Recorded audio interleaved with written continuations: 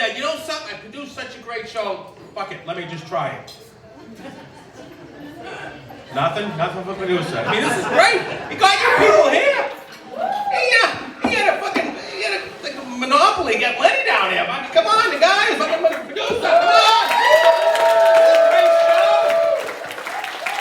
And he's also a barber too. So give us the one, the only Matt Missy, let him know.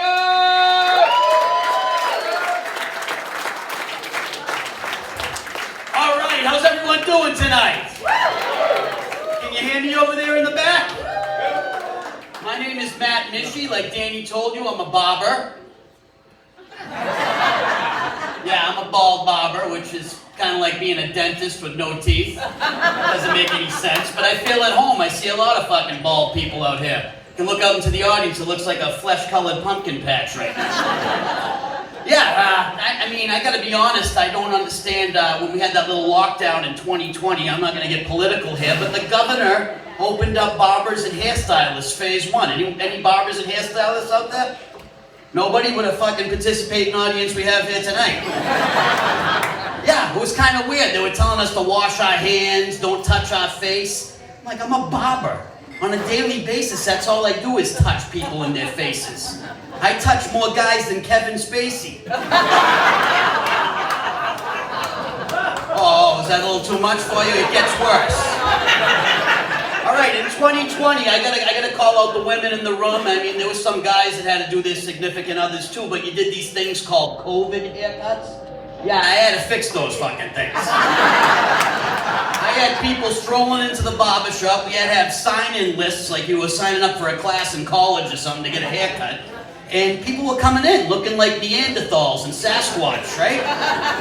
It was kind of bad. I mean, I had this guy come in, I took his mask off, he had a nose hair that could pick up a chicken finger. I was cutting hair up in Gloucester, Massachusetts, which is the North Shore's version of Cape Cod, and I was right next to Gorton's Fishman Factory, the fish stick place. And this little fucking old man in the sea came in and he goes, my wife wants you to do my eyebrows.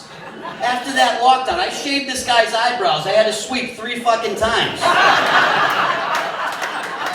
But I love doing these shows. I wish I could say that's me. That's the other producer with the scally cap on. I'm kind of like his stunt double. I got the shoe polish over here on my beard.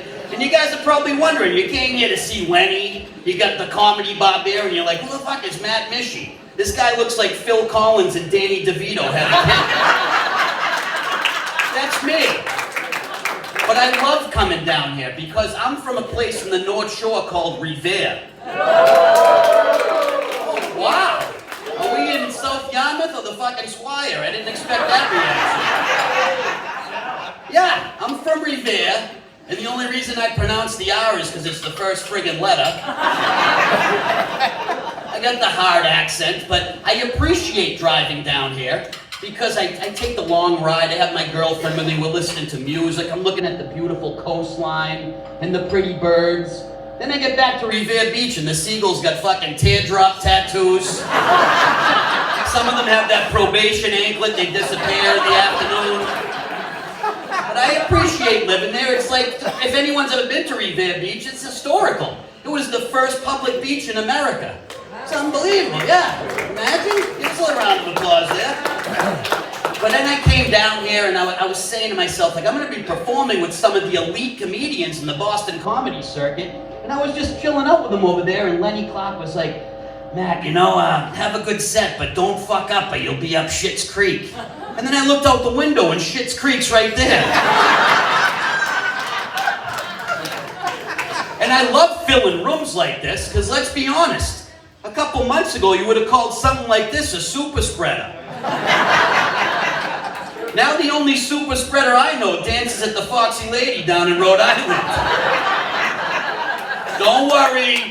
I don't do any women jokes, that's the last one, because every time I say something wrong to a woman, I get burned in the end. Like the other day, I called Alexa Siri by accident. She turned my stove on when I left the fucking house. And I don't do any political jokes, because let's be honest, they're doing a good job by themselves. Right? I love doing this. I love doing this comedy shit. I'm a barber. Hey guys, where'd you learn how to whisper at a Metallica concert? What the fuck is going on over here? Give them some Benadryl in their drinks over here. So anyways, I love doing this comedy shit because in the barbershop, it's like the batting cages for comedy, you know? Hey, guys. That's beautiful. Let's just listen to them. Maybe they got a better joke than I do.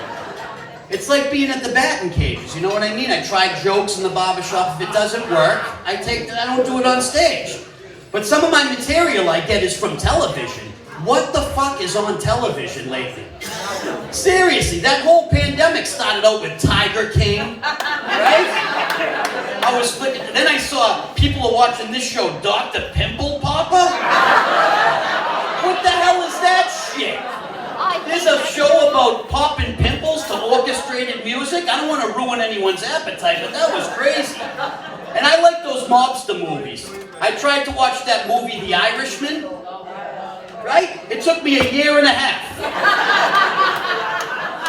3.5 hours long, The Irishman. And ladies, let's be honest, how can you associate the word long with an Irishman? Did I ruin anyone's date tonight? All right, I'll do an Italian joke. What did they call it when Martin Scorsese got circumcised? The director's cut. All right, that one wasn't good for you. Well, seriously, I mean, the movies are too long now, too. I live by myself. I'm lucky if I make it through the opening credits. I had my son over the house the other day. He's a teenager. We tried to watch that new Batman movie. Another 3-hour-long movie. My fucking marriage didn't last 3 hours long. Oh, you like that one? All right. Yeah, this is great, though.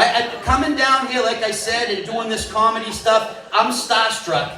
And I just love doing it. I like to dress nice for these events. This is an outfit I put together because I was in sweatpants and a fucking Target t-shirt I got for $10. But I made a mistake. I wore a red shirt into Target. Long story short, I'm covering for Ruthie all next week.